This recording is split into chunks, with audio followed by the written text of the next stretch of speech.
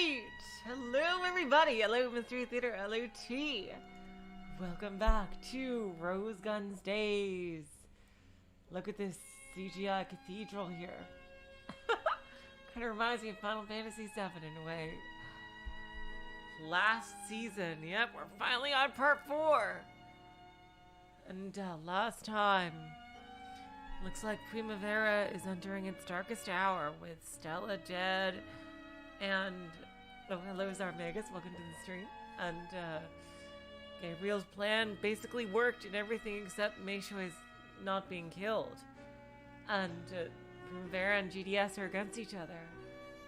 And it looks like we're finally gonna get to see Jean as a young girl who's not like what you'd think she would be.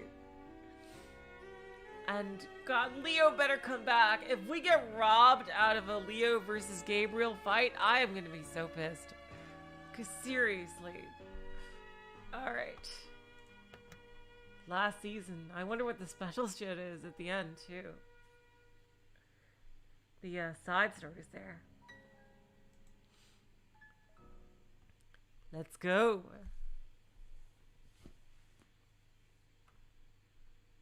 Minigame fight scenes, of course. Inherit score. Yeah. Come on. Do we really need this for every single episode?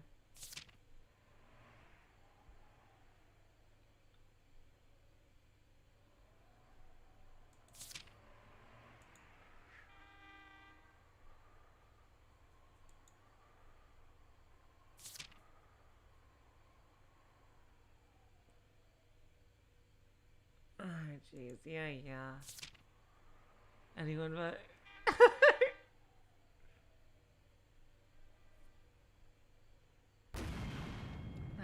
Jeez. Here we go.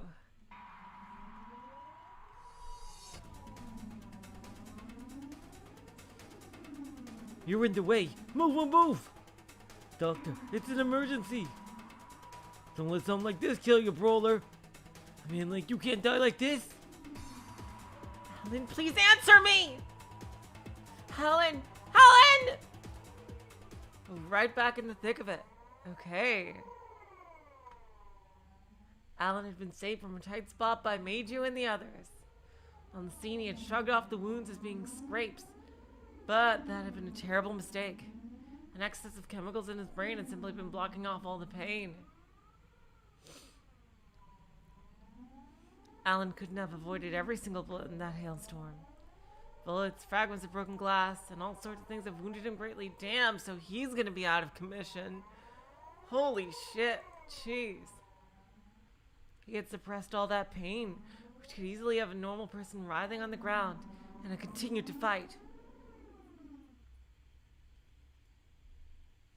The instant he'd been completely sure of Yuki's safety, Alan had suddenly dropped, like an overused simile in visual novels, like a puppet with its strings cut. Alan had been carried to an underworld doctor in Small Rock, Chinatown.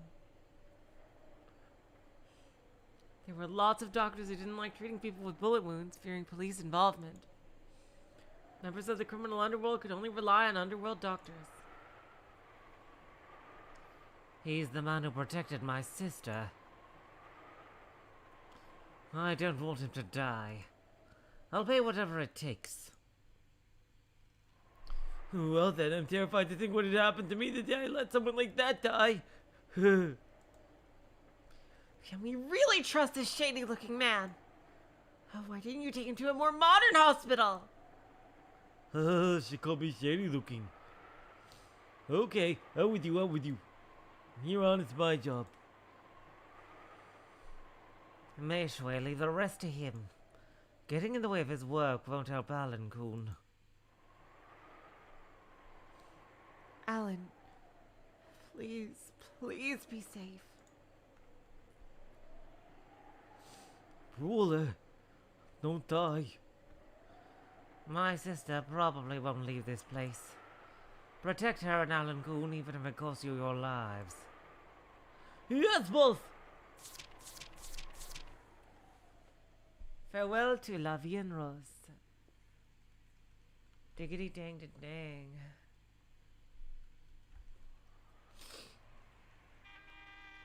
Sunday, October 23rd, 1949, midnight.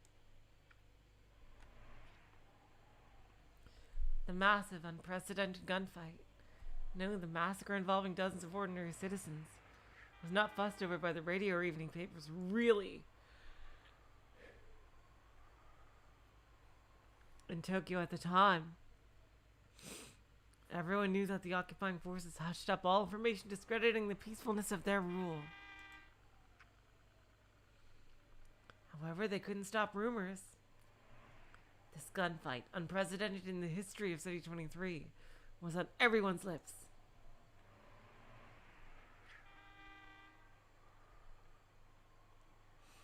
That's true, Mystery Theater, but it looks like Alan is going to be out of commission for a long time here. However, their greatest concern was whether terrifying crimes like this would continue. At the very least, all underworld feuds up to that point had been conducted quietly. It wasn't completely unheard of to have machine guns roaring in the middle of the street. Jeez. But the unwritten rule was to avoid getting city folk involved whenever possible.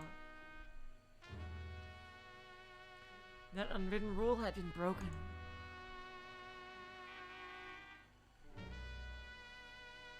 Until now, it had been possible to protect yourself from mafia involvement to some degree.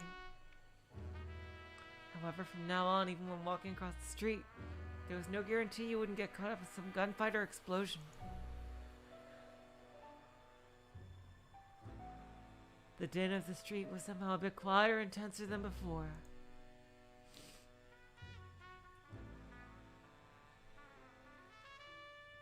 After a hurried examination by police, the scene of the incidents were sealed off by MPs. All the gruesome traces of the gunfights were hidden by sheets, like some sort of construction project. MPs kept a strict watch over the perimeter, making sure no one got close. The city folk would apparently be forbidden from standing near the crime scene.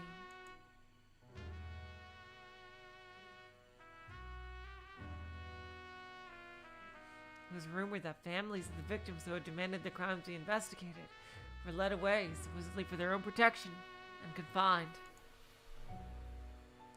Though it was such a gruesome event, C-23 was apparently trying to hush it all up.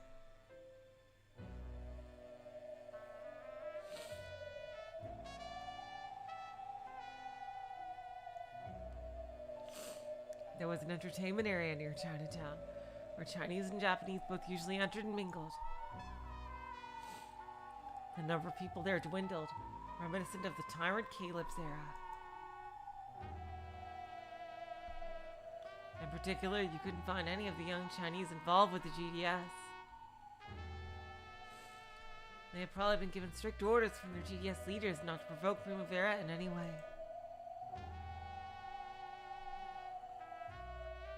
Primavera gave no instructions to show restraint, but those involved with her apparently understood that the situation was grave. The shopping district, which even went by the name Brawler's Alley, was unbelievably quiet tonight.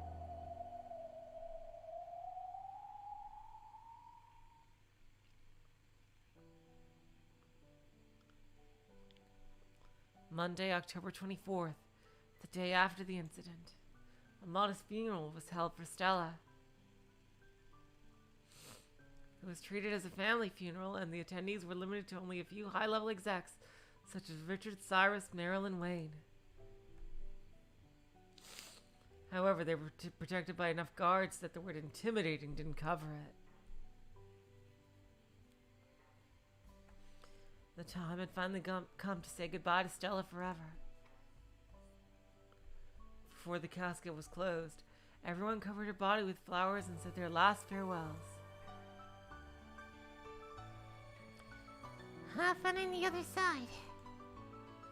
If they got places to drink there too, give you a tour without got to.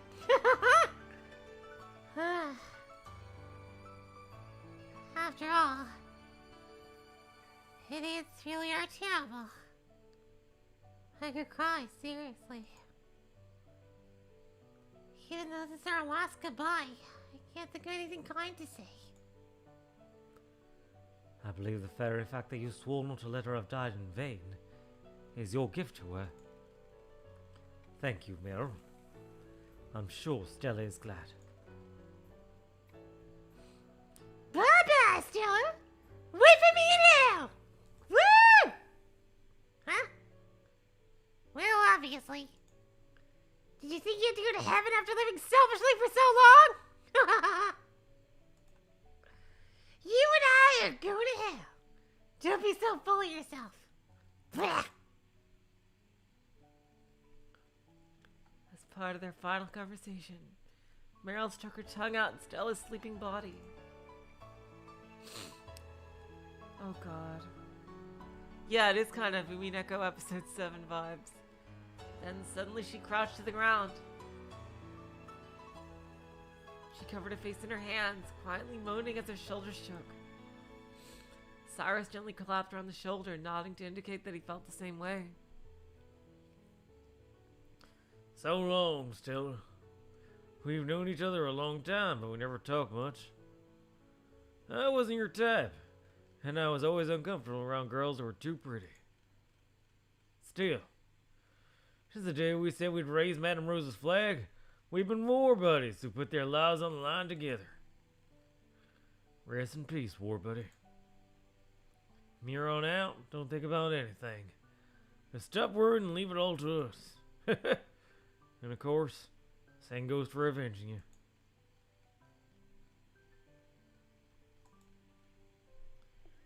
You always treated me like a brat. That's not true. When you weren't looking, she complimented you on how reliable you've gotten. First I've heard of it. I wanted to be important enough that I could make her say it to my face. We will carry the same burden you did. And no matter what, we will pass it down to our future countrymen. So long. Just having a funeral makes you 100 times luckier than us alley rats.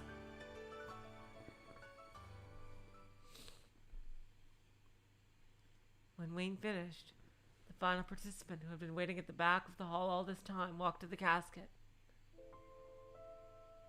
It was Keith. His face looked as though he had spat out all of his emotions, leaving him withered. I want you to speak to her as well.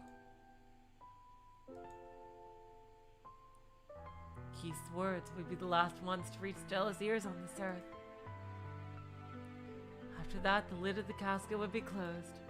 Forever. Cyrus and the others hadn't known about Keith and Stella's special relationship. I mean, they literally just started it on the day that she died, which is like really horribly sad. They had heard about it for the first time this morning from Richard. Only Meryl had heard the rumors. However, until she heard it from Richard's lips, she had thought of it as nothing more than one of Stella's crazy jokes.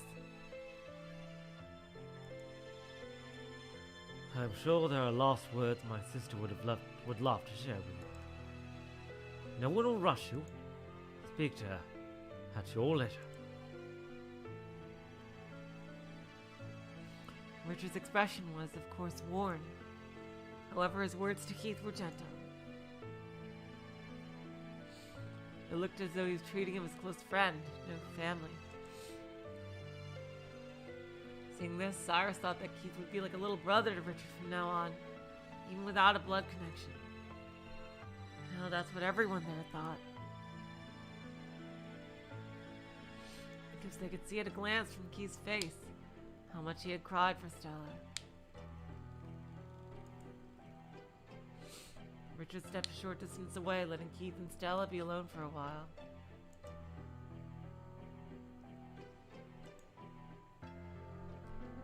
It's not as though we spent years together after meeting.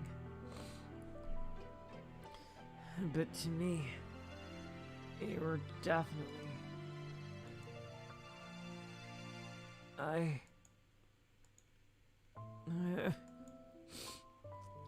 There ought to have been many things left to say.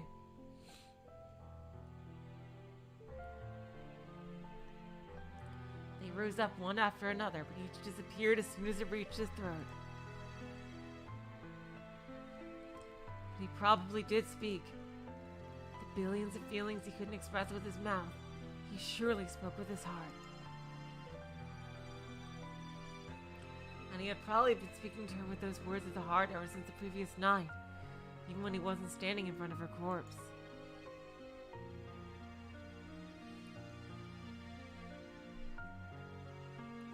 So after a long silence, Keith raised his hanging head as though shaking off some lingering regret.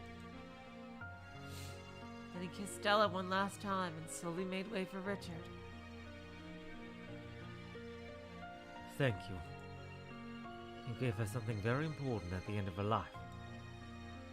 As her brother, I am truly grateful. And I learned something even more important from Stella.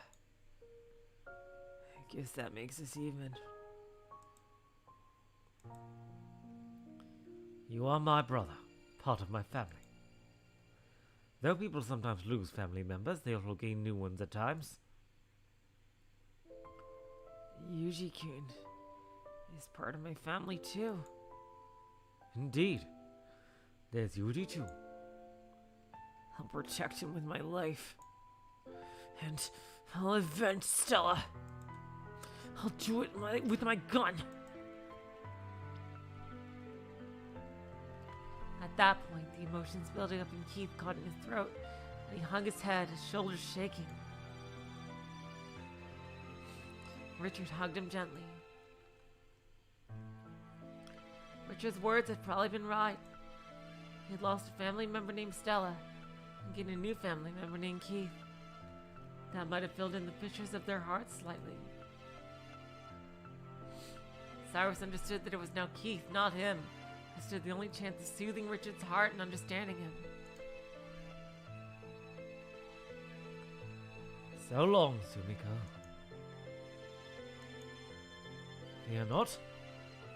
I hear Yuji's condition has stabilized.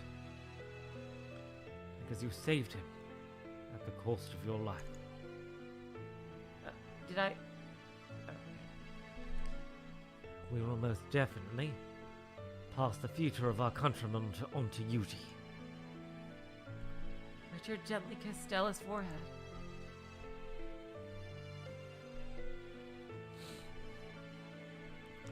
Then he slowly closed the lid of the coffin. It was an eternal farewell to her face.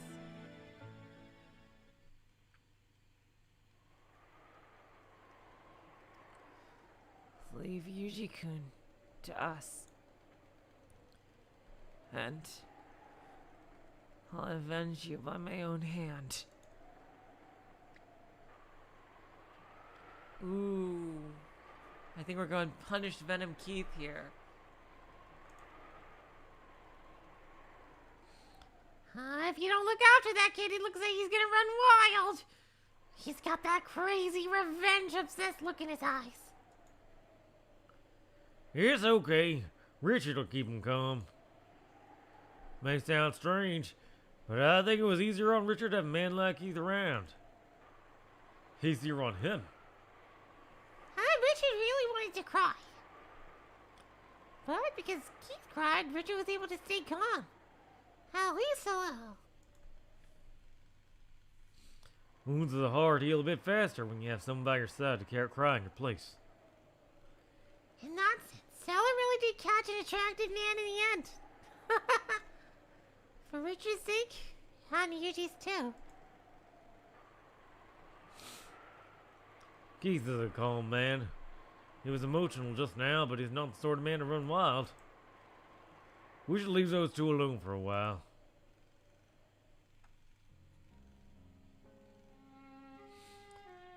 That's family, isn't it? I'm jealous. To think you can share even sadness. Though to me, it just looks like them making each other feel sad. I wonder if that's because some soul bread. If Rose about Stella? Wouldn't it be you crying over there? Probably. Let's go, Wayne.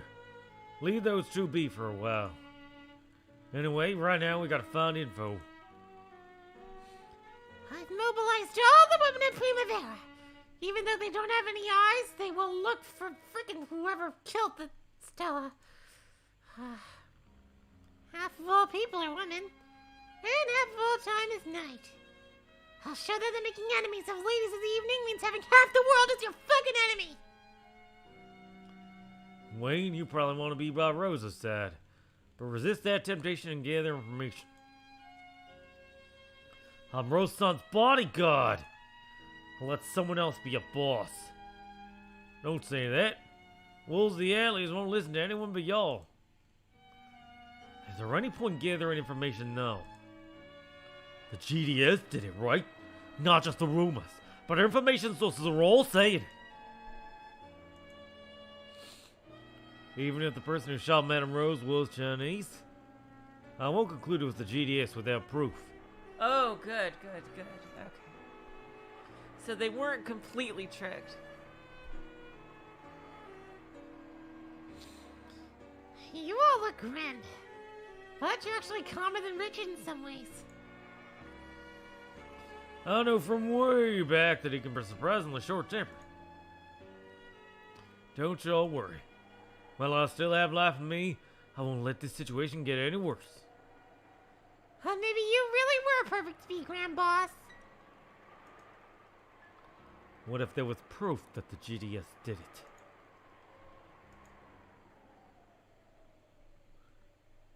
If so, even someone as brutal-like as me wouldn't show any mercy.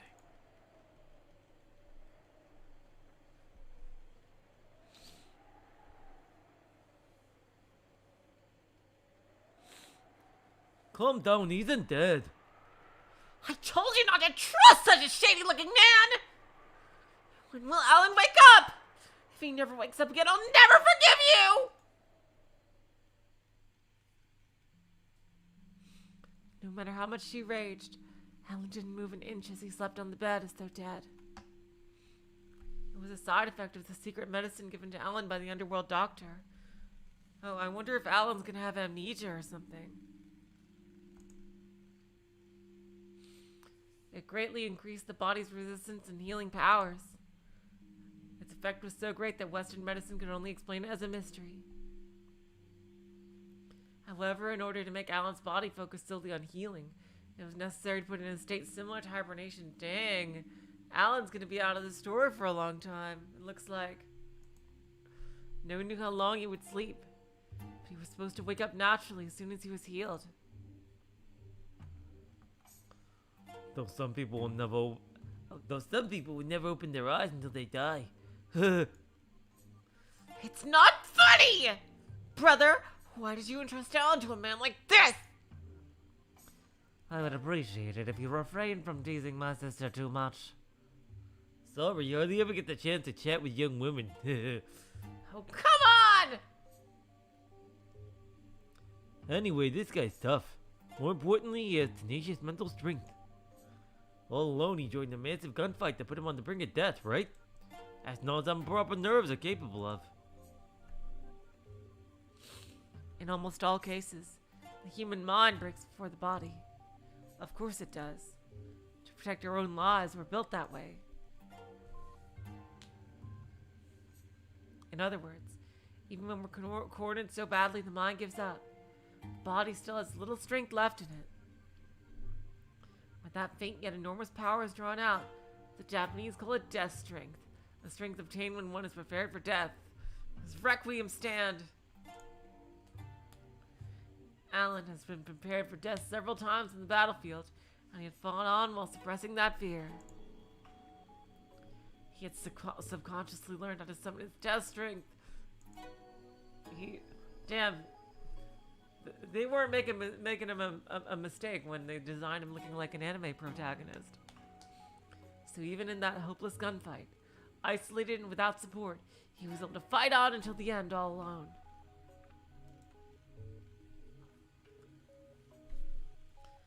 One can gain a terrifying power by surrendering their heart to a dragon, but it always comes at a cost. Of course, you always have to pay up for the excess stress the body endures, and with interest. In other words, Alan Kuhn fainted not due to exhaustion from his wounds, but as a price of his state of extreme enthusiasm. Exactly. He wasn't taken down by wounds, but burned himself up completely and turned to ash. So, could I take that to mean he was overly enthusiastic, so now he's worn out and sleeping? Precisely. He wasn't unconscious due to his injuries, but merely in a dead sleep due to total exhaustion. After hearing it explained that way, Meishui accepted it and relaxed just a little. So, is the time of his awakening a matter known only to God? It all depends on this man, but he must not be woken by force. That is a problem. There is a matter we must question him on as soon as possible. I'll contact you the moment he wakes. Till then, you should let him rest peacefully. Come now, out with you. Make any more noise and he won't wake up till next year.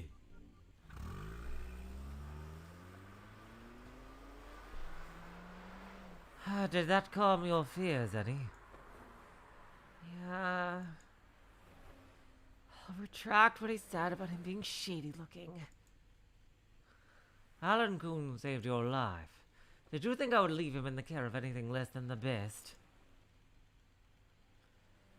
I am happy he seems to be safe, but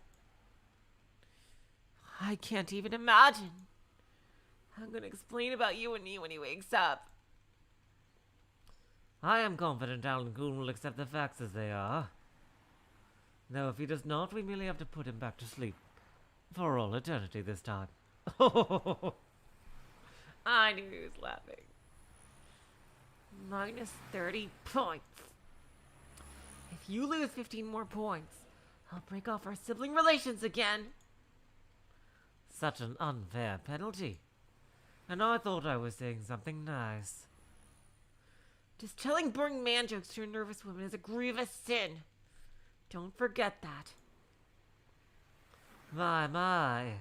Then let us put aside jokes and farces and have a serious discussion. You mean Alan? I mean the mysterious people who attacked you two. Keep it up. There's nothing there you'll enjoy hearing. They were after me alone. Alan just got caught up in it and ended up... It's all the Mafia's fault. How could I possibly apologize to him? They don't even know that he's with Primavera.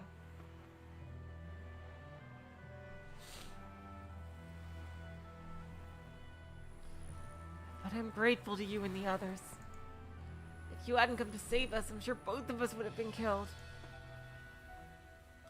I'm sorry.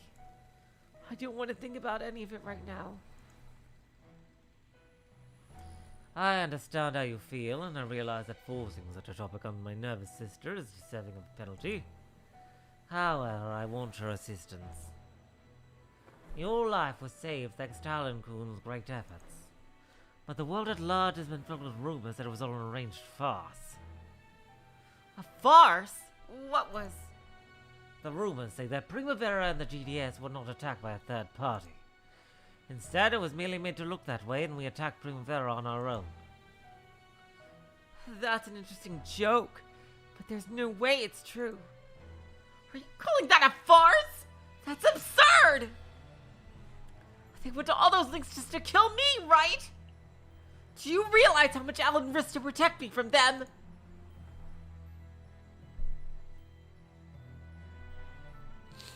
Originally, the plan was surely for Meishui to be killed too, so that Meiju and Richard would both lose their little sisters. However, thanks to Alan's great efforts, Meishui had been miraculously survived. That was probably a slight miscalculation on the part of the mastermind behind the attackers. However, they had modified their plans immediately. Or perhaps the plan was set up so that even failing to kill Meishui wouldn't ruin it. The enemy's highest goal was surely to start a feud between the GDS and Primavera. If the rumor circulated that the GDS was behind this incident, and if Primavera actually did dance to that tune, then everything would end up as the enemy wanted after all.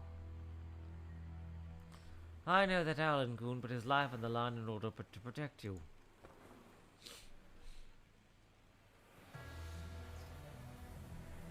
That is precisely why I could not abide by this being called a farce.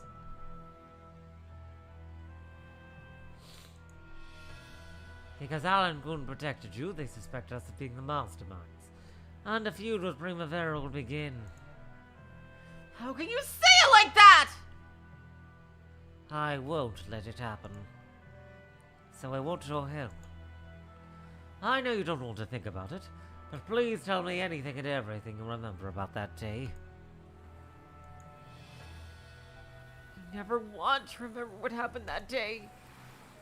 I try to force myself to remember. My whole mind goes blank. But even so, I will face that day. A car suddenly came rushing at us. If Alan hadn't pushed me out of the way, it surely would have hit me. Then men with guns glared at me and dashed forward. The enemies were all Asian. I can't say for sure, but I don't think they were our countrymen. I get the feeling lots of them as Japanese-like faces. But they were Japanese. What do you mean? People with Japanese faces, but not Japanese? First, the suits. They're a bit too expensive for the Japanese to afford these days. They wouldn't look odd on one of our countrymen or American, but it felt a little out of place for the Japanese. People who worked as hired killers usually weren't particularly affluent, so it was hard to imagine them being dressed nicely. Furthermore, the suits of the Japanese, the people who lost the war, were usually yet another rank down. However, the suits worn by the attackers seemed a bit too expensive for the Japanese. So though their faces were Japanese, it felt wrong somehow. Damn, she is super observant. Did they speak in Japanese? No. I didn't hear it coming from their lips. I only heard them speak short phrases in English. Their speaking was incredibly natural. Too natural if they were just using it as an excuse to hide their Japanese origins.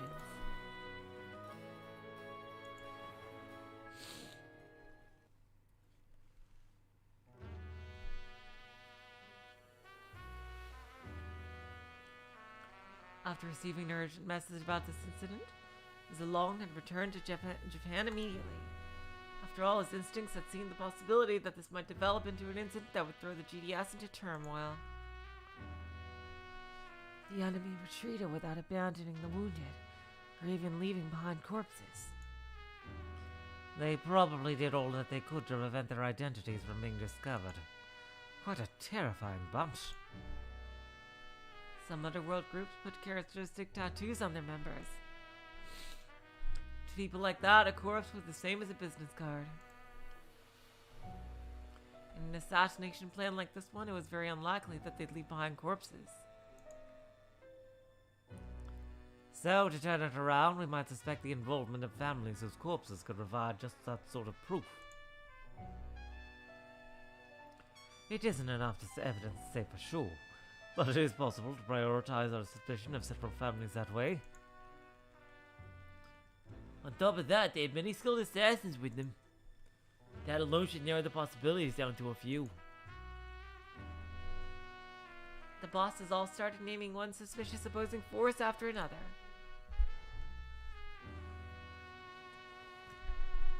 However, when Zalong cleared his throat, silence fell immediately.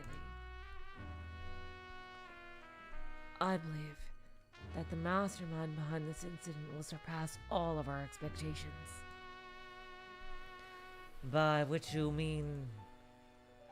I can't envision the personality of the enemy chief. The one who planned such a brutal assault that knowingly involved a great many normal city folk. Young lord, please pardon me, but there are several beasts in human skin who could do such a thing without batting an eye. Would those working under such a brutal chief be able to retreat in such an orderly fashion when it became clear that their plan had failed? If the boss is brutal, he would probably have given the attackers strict orders to kill the target, even at the cost of their lives.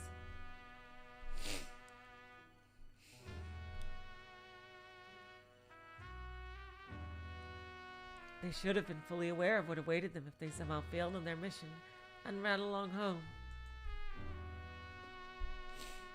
However, when faced with defeat, they had retreated calmly. They decided to retreat even when they had enough excess power to care for the dead and wounded. This showed that their orders had included permission to retreat if they suffered a certain level of losses.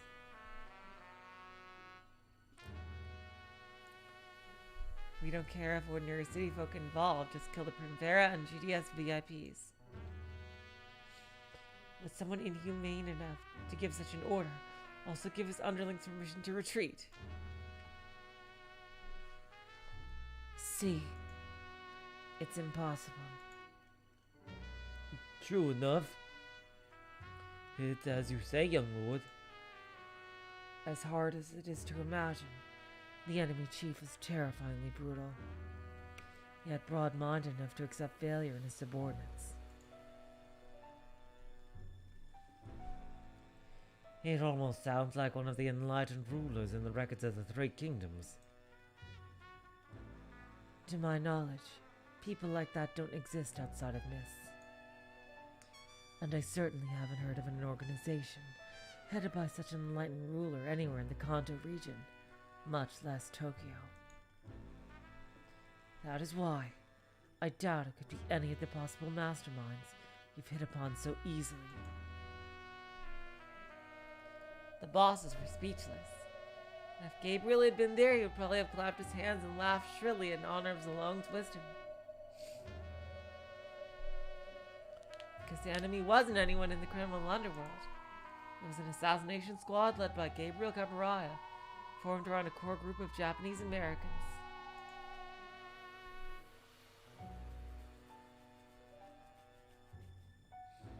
Right now, instead of spending time on that, there's another matter I would like to prioritize. And that is eliminating the source of the demagoguery, complaining that the GDS was behind it all. That was probably arranged for in advance of the attack. The rumor that we were the culprits has spread with unnatural swiftness. That must be another part of the enemy's strategy. It is likely that the attackers who concealed themselves are no longer within the city. I'm sure searching for them won't turn up any results. However, the schemer trying to frame us should still be in City 23. I'll investigate the source of the rumors at once. At Maju's signal, the bosses all rose to their feet.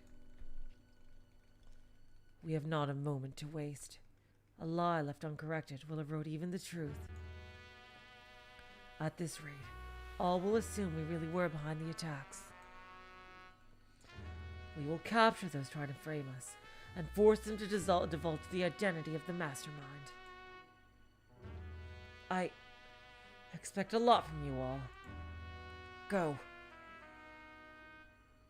The bosses bowed, then left hurriedly. Meiju, I want you to remain in contact with Primavera. Of course. I will continue to approach Cyrus and ask for a meeting with Richard. Was the funeral for his little sister held today? It was. It was to be a family funeral with close relatives only, so we were not allowed to attend. Those involved mentioned there being a funeral service planned next Sunday, the 30th. There will probably be a chance to meet Richard at that funeral, but it would not be sincere to wait until then. We must express our condolences directly to make absolutely sure they don't take it in the wrong way. Understood. A Primavera without Madame Rose is like a wounded lion. We should treat them like a completely different organization than the one you know. I've heard Richard is a man with a love for numbers. I do believe such a man wouldn't be led astray by rumors, but the human heart cannot be explained by reason alone.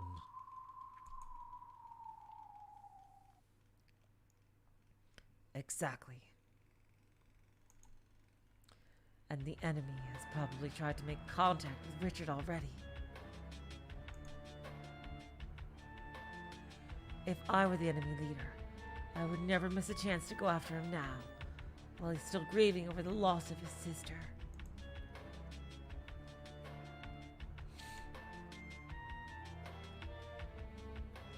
Of course, Major had also predicted that an enemy plotting a feud between the two families would come to provoke Richard.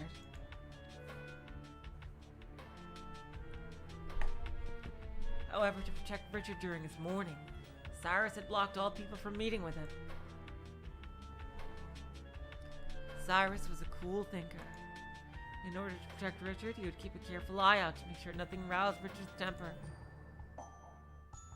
By blocking all interviews, Cyrus would probably also block any enemy contact.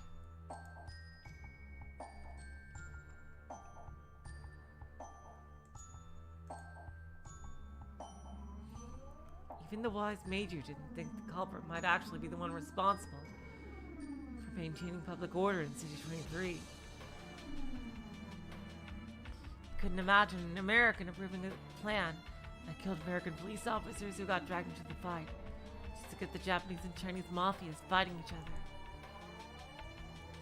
Major's wisdom itself prevented him from grasping Gabriel's madness.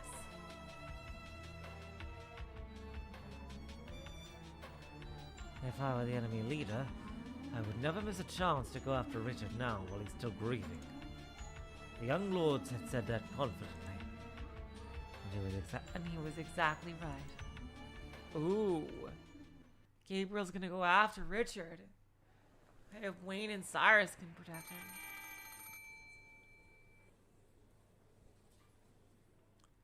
Oh, there he is. Hold on a second. I just gotta take a quick bathroom break. I'll be right back.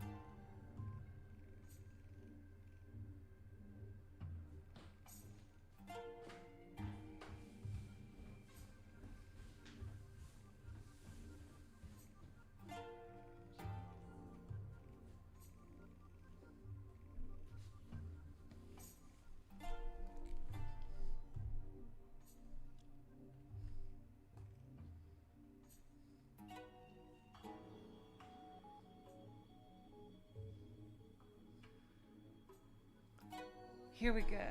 All right, back here. Please allow me to express my sincere condolences, Mr. Mayoki. Not at all.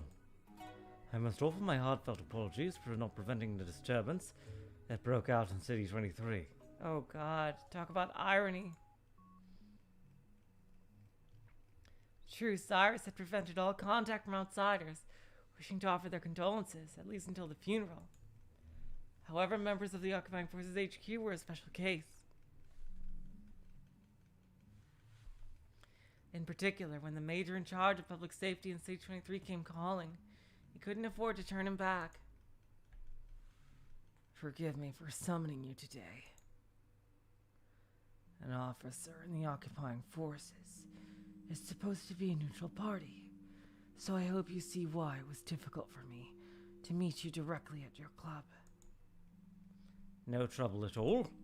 On the contrary, my sister must be honored to receive your prayers, Major. God. Oh, God. Wow, this is horrible. Oh, my God. His official reason for summoning Richard was so that he could be questioned regarding the events of the previous day. However, that was only done for show, obviously. Gabriel had invited Richard and the others into a Japanese-style room, where he gave them an extravagant reception to reward Richard for his hard work. Oh my God. Wow. Richard's pretty worn out. We won't be able to hang around too long today, okay?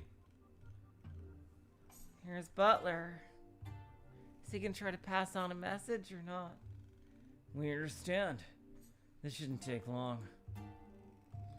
Ever since the Major came, the almighty captain settled down quite a bit, huh? Please drop by the club whenever you like. Every now and then, forget the Major and let loose. That didn't sound half bad.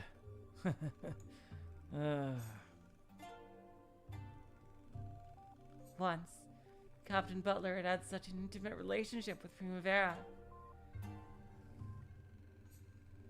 However, ever since Gabriel took command, they had become estranged remarkably quickly. Cyrus thought it was probable because the special officer investigating corruption had Butler by the collar. Butler seemed somehow worn out and lifeless. To Cyrus, who'd known Butler well when he was bursting with energy, the change was a sad one. How's Rose-chan looking? Sorry, but I can't say any more than that her condition is stable. I hear you moved her somewhere safe. She's in a safe and secret location. I can't say any more. Not even y'all, Captain. However, once this cools down, I think it'll be possible for y'all to come meet her. This is a bad time. Sorry, but let us keep it secret for now. I'm praying for her recovery. Gabriel's aide was standing right behind Butler. Oh, God. This man understood Japanese. He was checking to make sure Butler didn't say too much. By now, Butler had completely lost any fangs that might have resisted Gabriel. He was being blackmailed with something that forced him to surrender no matter what. The only way he could send a message was by showing them how much his aura had changed. Of course, such a subtle message would be lost on a plain man like Cyrus. But did Keith even know him beforehand? Only Keith noticed the faint change. However, Keith had only met with Butler once before. Then we noticed a huge gap between this and Butler's earlier behavior. They hadn't been together long enough for him to pick up on anything more, exactly. Who's that young one? I've seen that face before. Oh, Keith. It's complicated. Well, please think of him as Richard's new guard.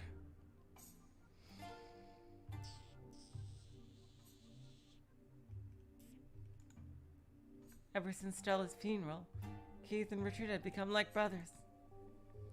On the surface, Keith had been removed from battalion to serve as Richard's personal guard. However, it's probably possible for Richard to seem calm only because someone sharing his pain was with him at all times. Today, Richard had made up his mind to take a considerably big step. After all, Gabriel was part of the occupying forces' public order department. From Primavera's perspective, they were pure victims in the recent incident. However, to an officer in charge of public order, it probably seemed like an underworld quarrel, with Primavera bearing half the blame. Richard was worried this incident might be used as a reason to skip over the local occupying forces and crush Primavera directly from the GHQ level. However, Gabriel didn't blame Primavera at all. Or rather, he didn't even use the word Primavera. He dealt with Richard as an individual man who was mourning the loss of his precious sister.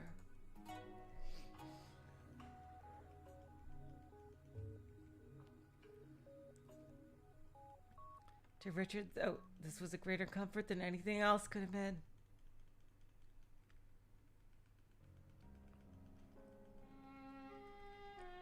I was certain that the occupying forces would place the blame for the incident on me.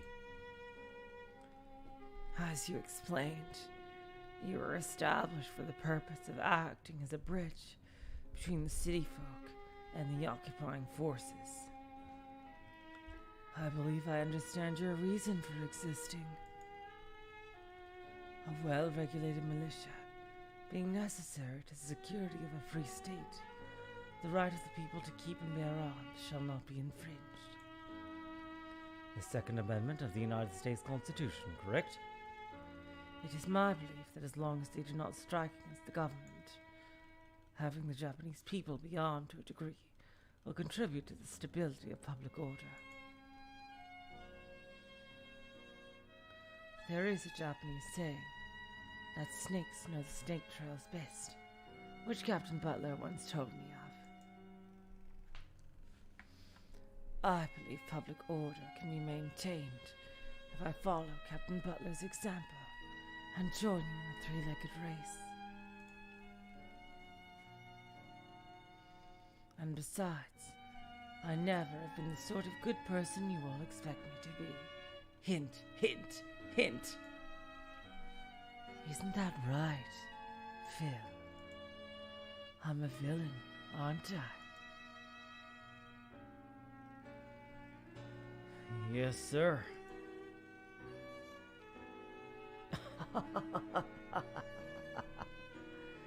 When Butler answered, Gabriel laughed as though gloating. To Richard, it felt as though Gabriel was showing his understanding of Primavera's nature. Of course, it was all a farce. How much he must have loathed members of the criminal underworld. To think the man with the name of an angel could smile like this.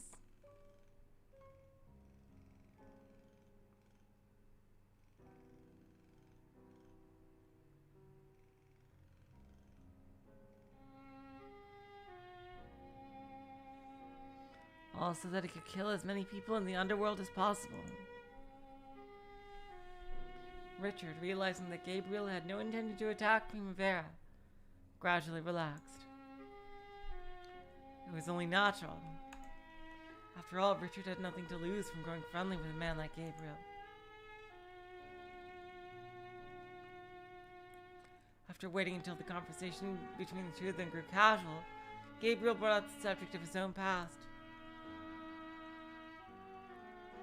including the fact that he too had lost a little sister. Wow!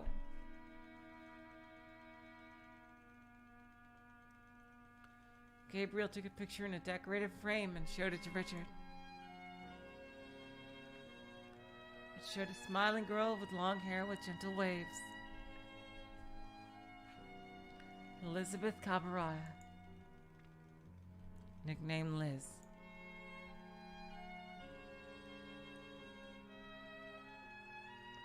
beloved little sister Gabriel had adored more than anything else. Hello, Guppy Force. Welcome to the stream.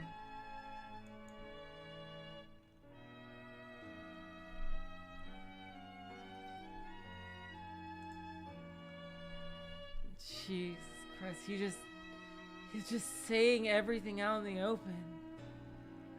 My God, he knows how to lie by telling the truth. Dang.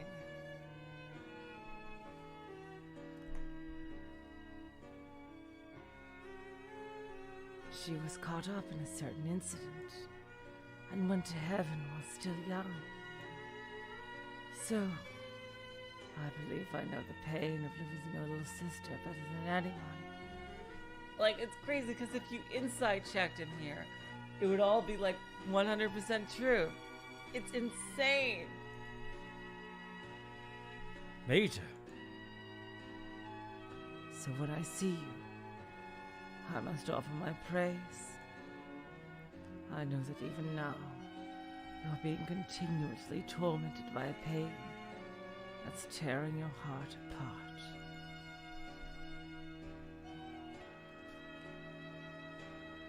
Such feelings cannot be even remotely suppressed by logic and cheap talk. I forgot to mention this, but I am no longer an officer in charge of eliminating organized crime. You and I are comrades who both know the pain of losing little sisters in unforgivable incidents. So, don't feel that you have to push yourself so hard anymore.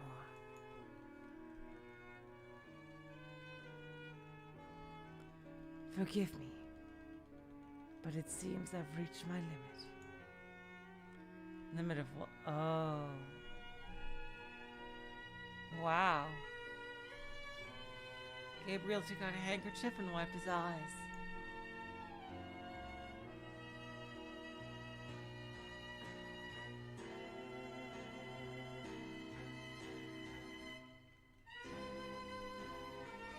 These tears in the eyes of the young major, who had once actually seemed ruthless, broke down the dam holding back Rich's emotions.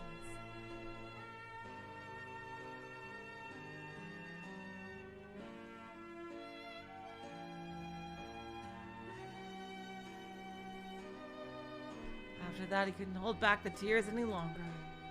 His tears drilled down his face. He hung his head and frantically tried to hold back any further emotions. Richard's son. It's all right. It seems Major Cabral also lost his little sister due to a sudden incident.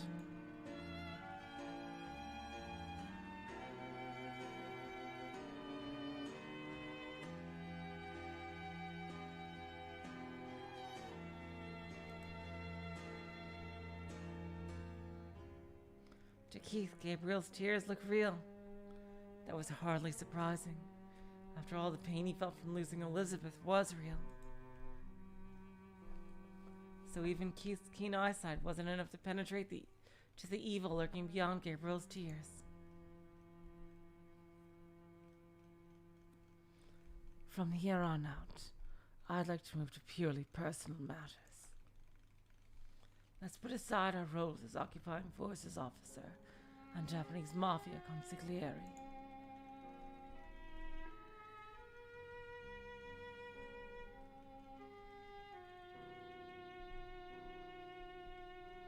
Let us talk as fellow big brothers who know the pain of losing little sisters.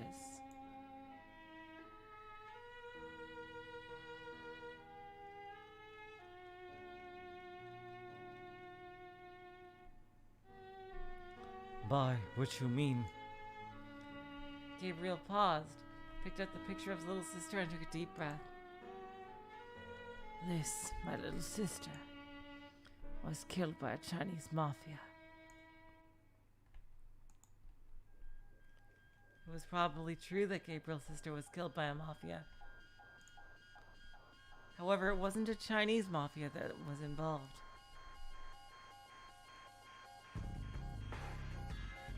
Butler knew well that the most terrifying lies are the ones that are 90% truth. That is 100% true right there.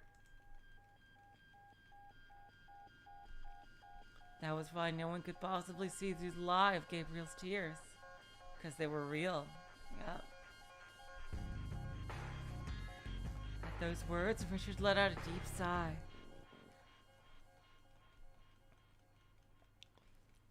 Hello, Burncastle. Welcome to the stream. It was easy to tell by looking that he suspected the GDS most in Stella's murder, though he wasn't certain.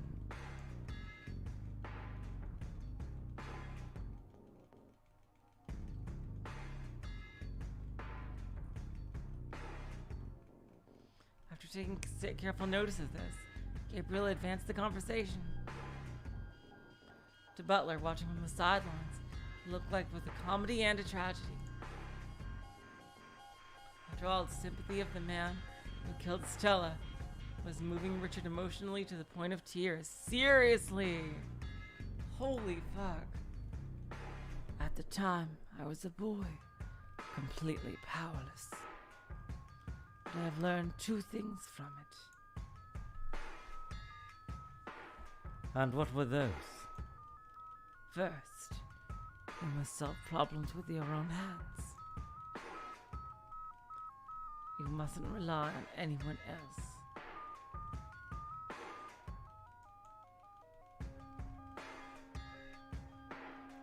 You mustn't rely on anyone else. No one else will help you.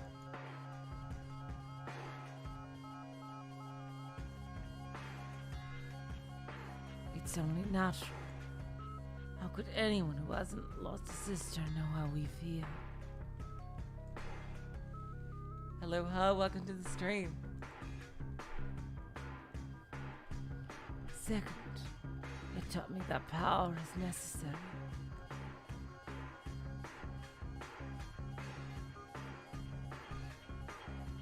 Gabriel was talking about a single type of action.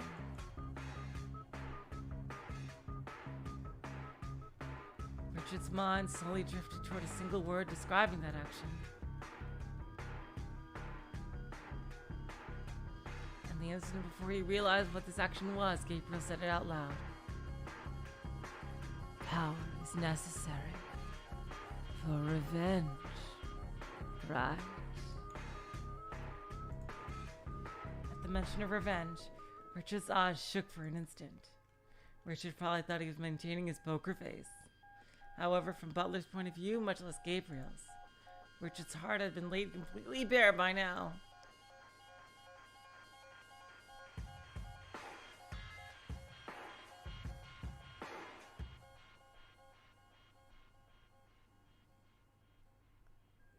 I studied hard to avenge my sister, to gain power. And then, I reached this position faster than anyone else. If I had been there then as I am now, I probably wouldn't have been able to protect my sister. And now, it's possible for me to let everyone see what will happen if they ever have me as their enemy.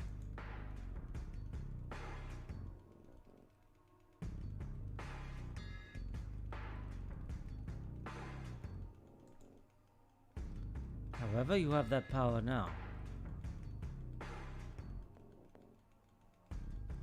Should it be possible for you to take revenge for your sister now? It's too late. Those responsible lived as they pleased, and have already lost their lives in some feud. Those responsible lived as they pleased, and have already lost their lives in some feud.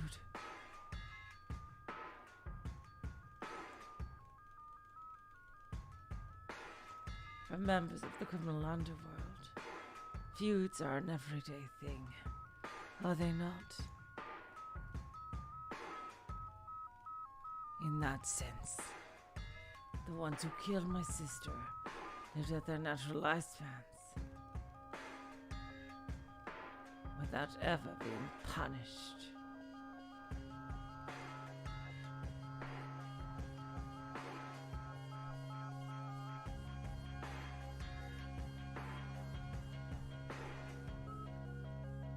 And that's... oh. It's sad, isn't it? Justice was never carried out. I raised the hammer, and now I must hold it in the air forevermore.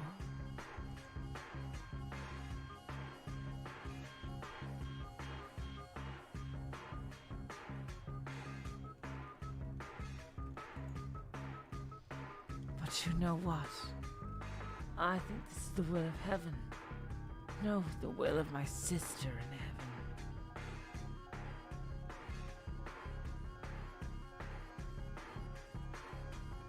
But you know what?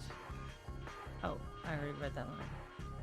I think Liz wants me to save someone suffering from the same pain as me.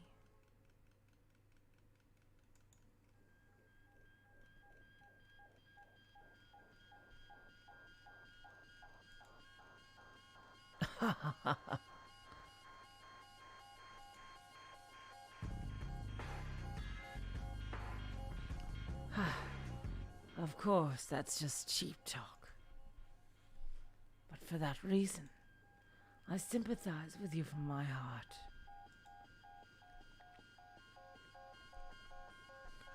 I want to help you more than anyone else does. Dang, he is such a good manipulator. Once again, I'm not saying this as an officer of the military police.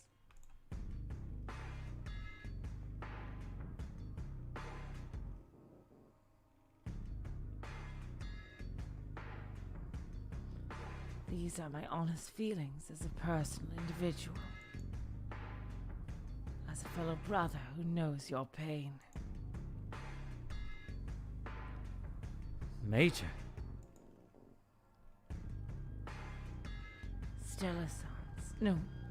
Sumiko-san's killer is not only your foe,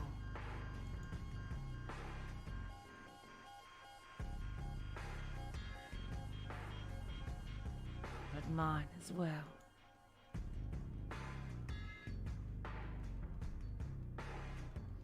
We must give the culprits a taste of our pain, so that no one has to suffer from it in the future. Justice demands that the sin of stealing someone's beloved sister be punished.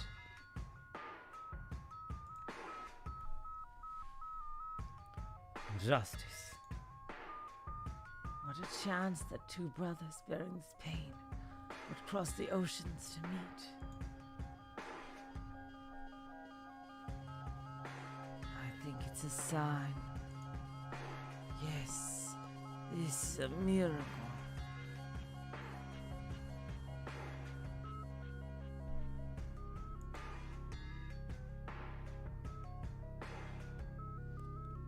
This is the revelation given to me from heaven.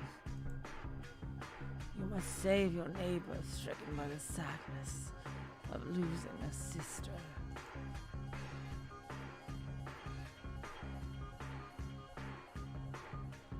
No one can understand the suffering of that neighbor. No one except those two who have suffered the same way.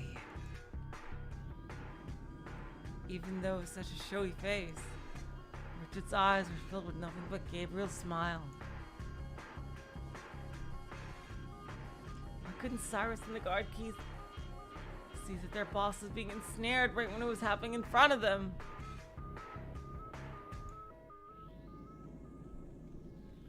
Was it because all this was being spoken in English? Or had they averted their eyes out of respect for their boss's feelings? Feller almost choked, feeling a rising urge to vomit, and hung his head without meaning to. He thought hanging out in the underworld had left him accustomed to seeing disgusting sights. However, he was now very, very, very aware of how wrong that was. To think that true evil could bring about such a strong urge to vomit.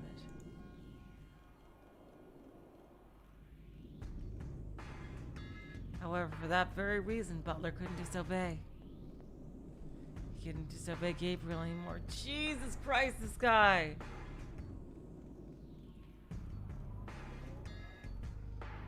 Your pain is mine as well.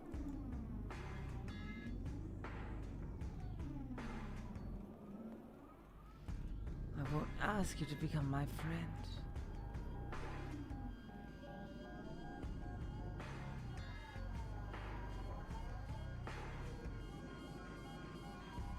But if you would allow it,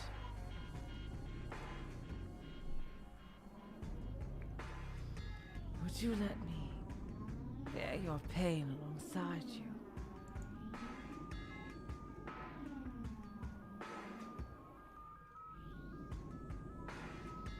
Gabriel spread his arms.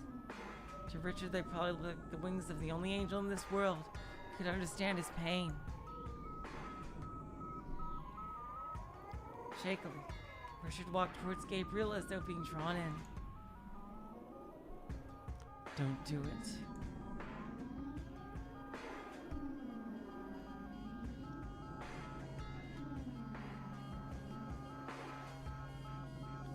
Don't do it. If you accept the hug of that fallen angel, it'll be too. In that instant, Butler averted his eyes.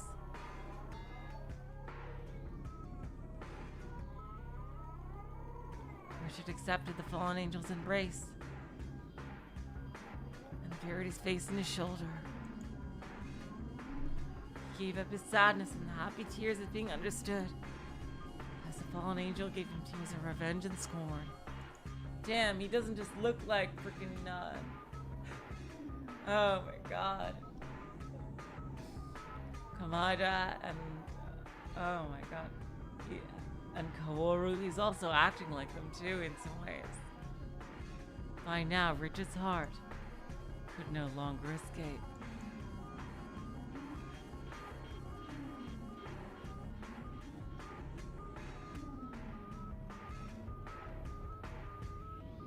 Even though his close friend Cyrus was there, the man who supposedly knew him better than anyone else. Even though Keith was there, the man who supposedly understood the pain of his heart better than anyone else. Richard's heart was bound up by the fallen angel. Jeez.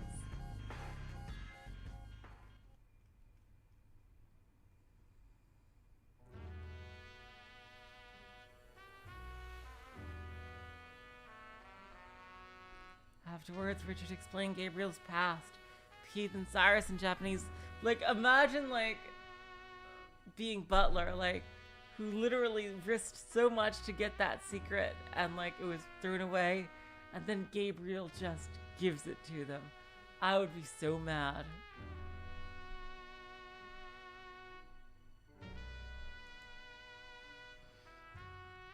He explained that the two of them were comrades, who both hated the ones who murdered their sisters. Keith, who was willing to team up with the devil if it meant finding Stella's killer, couldn't possibly resist the fallen angel's lure. I mean, Keith already killed the guy who killed Stella.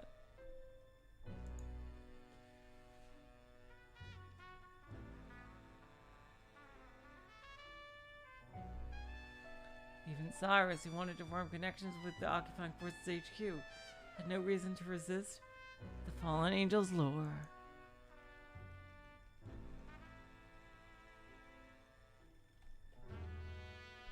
So, Richard offered up all of his naked heart to Gabriel. So then, has there been any progress in gathering information on Sumiko-san's killer?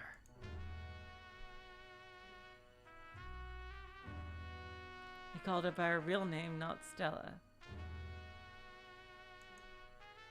It struck deeper and deeper into Richard's heart. What a manipulator. As he extended his claws deep into that chest.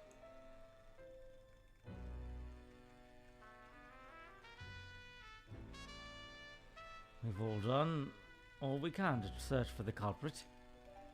We fully intend to make them pay for their crime.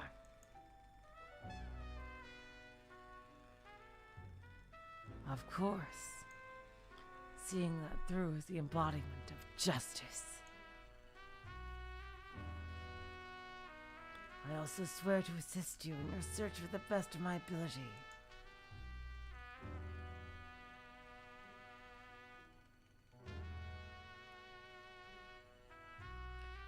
What did the Major say? He expressed a sincere desire to help search for the culprit. Whew! Hey, that's pretty good news! If we can get the help of an HQ officer, nothing can stop us now.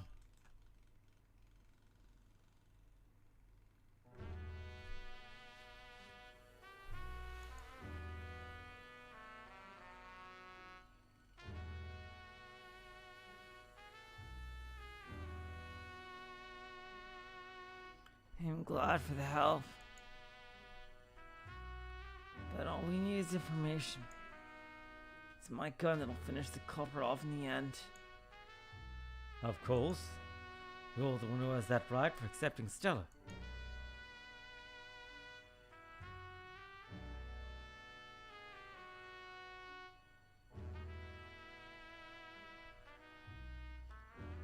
However, if your bullet happens to miss, I'll grab that right for myself on the spot.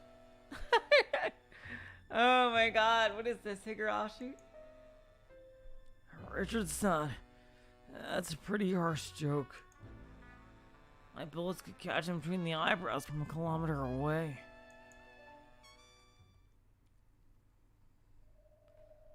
I didn't call for you today for the purpose of some meaningless police interview.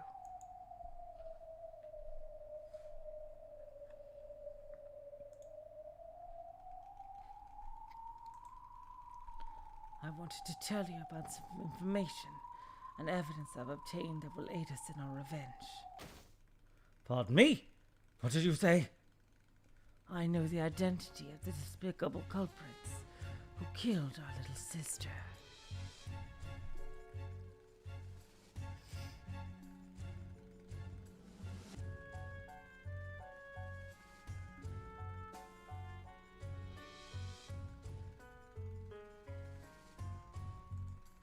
Richard's hair seemed to twitch. His eyes were wide open, his hands were open as though about to grab onto Gabriel, and he shook. Major? Did you say you know who the culprit is? Once you know, it's actually quite simple. Who did they get to fall for this? Perhaps you should hear from the rest from them directly.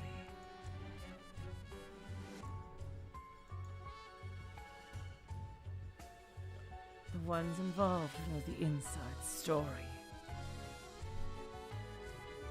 We're waiting in another room. Phil.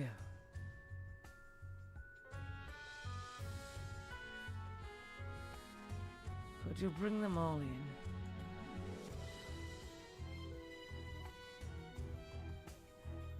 in? Yes, sir. Jeez.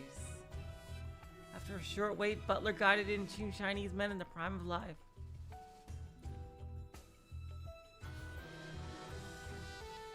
The two of them bowed respectfully. Then they introduced themselves in English.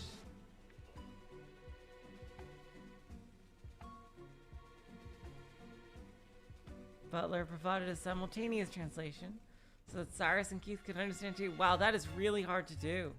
Jeez. It's been a long time, Consigliere Myogi.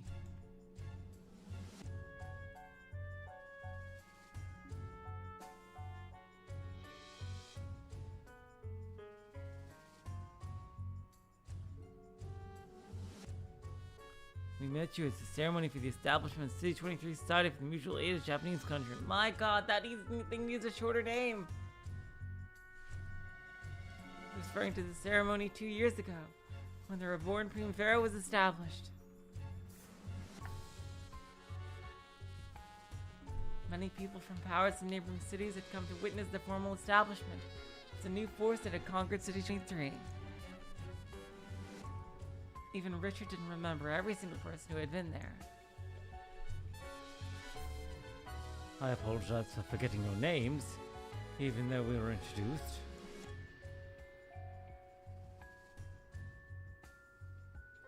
Allow me to introduce myself again.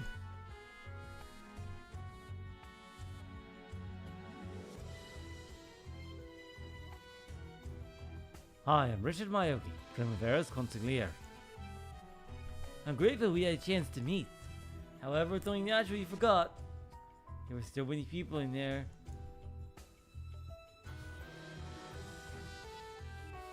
The pair introduced themselves, but Richard didn't remember them. However, going by their atmosphere and demeanor, there could be no doubt that they were VIPs in the Chinese criminal underworld. They don't feel like the GDS. I remember.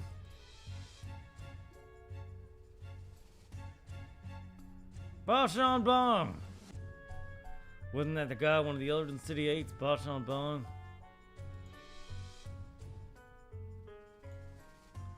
Oh, my. So you are an elder of Bachan Bong.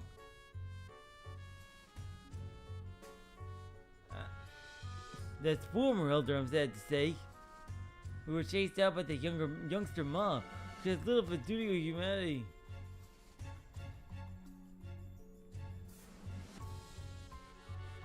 Come to think of it, that's right.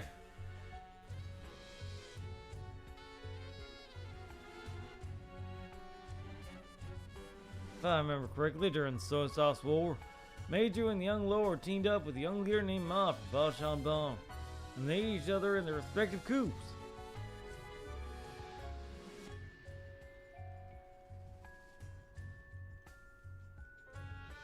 In other words, you're indirect enemies of Lee Mage's group.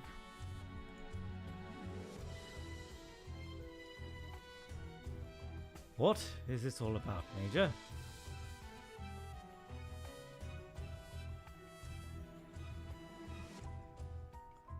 Are you saying that they know who killed my sister?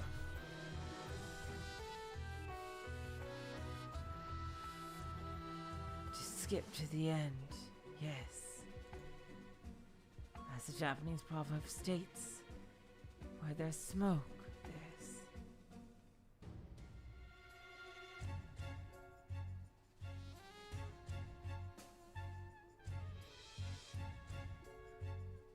As the Japanese proverb states, where there's smoke, there's... How did that go again? You didn't remember that! There's no smoke without fire, is how it goes, sir. And there you have it.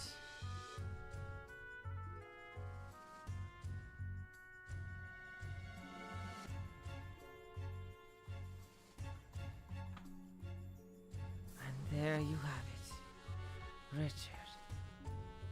I'm not sure I understand your meaning.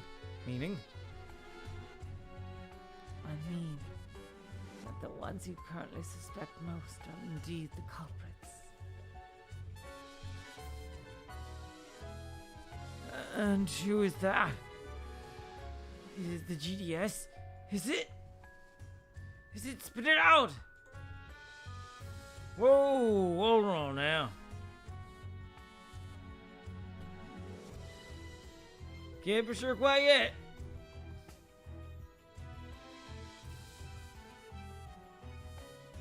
It's a rather sensitive topic for us. It'd be greatly appreciated if you put an end to these word games. To jump to the conclusion, all of this was instigated by Sun Zilong and Lee Meiju of the GDS.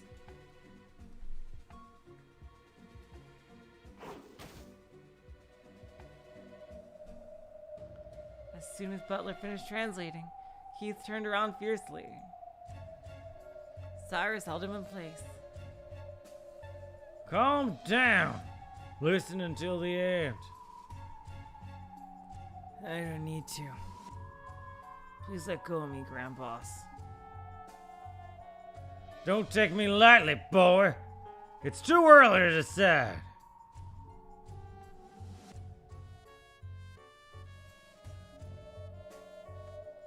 Even if the GDS turns out to be our enemy, we're gonna decide the time and place of our revenge.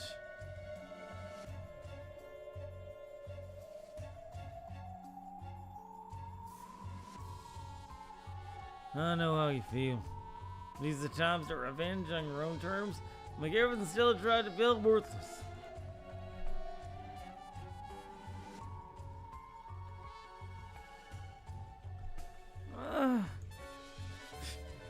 Gee, these two. You couldn't tell it by his fierce face, but Cyrus is very good about dealing with men overcome by strong emotions.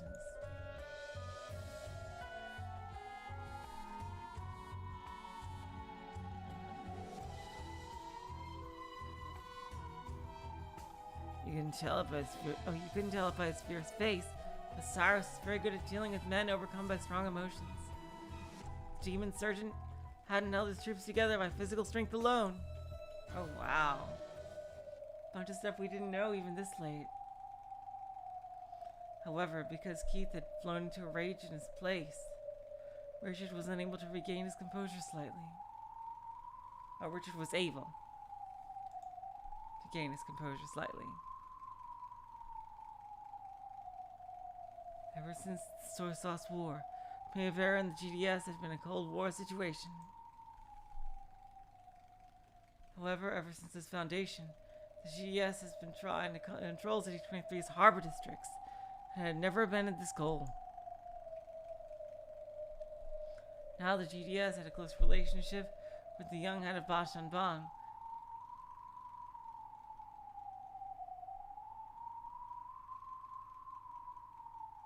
Now the GDS had a close relationship with the young head of Bashanban in a superior position. There was no reason for them to maintain this Cold War.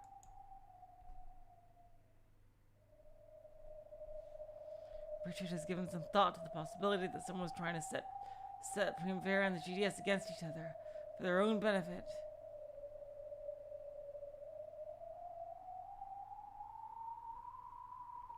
Richard had given some thought to the possibility that someone's trying to set Primavera and the GDS against each other for their own benefit, which is exactly true. However, that was also impossible. And yes, Mr. Theater, that is true about Caleb, but nobody ever figured that out. Not even Caleb. However, that was also impossible. After all, Primavera had the backing of the American military. GDS had the backing of the Chinese military.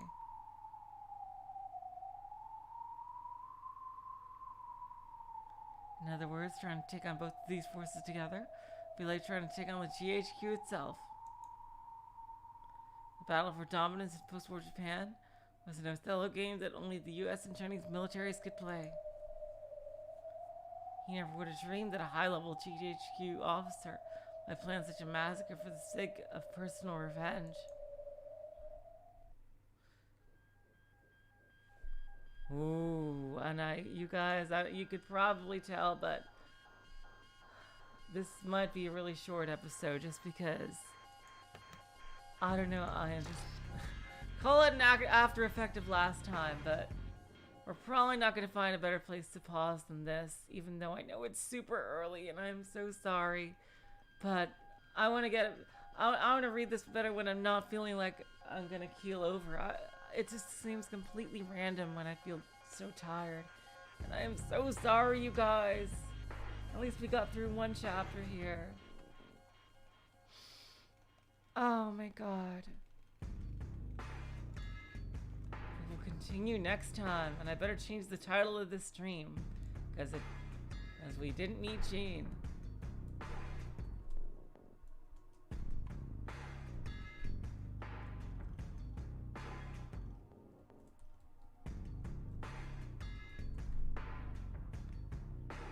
So sorry, you guys. Ugh. Alright, we will continue this on Tuesday, and with more tales on Sunday. So until then, I will say, so long, farewell, auf Wiedersehen, good night. You are all the sweetest of hearts. See ya.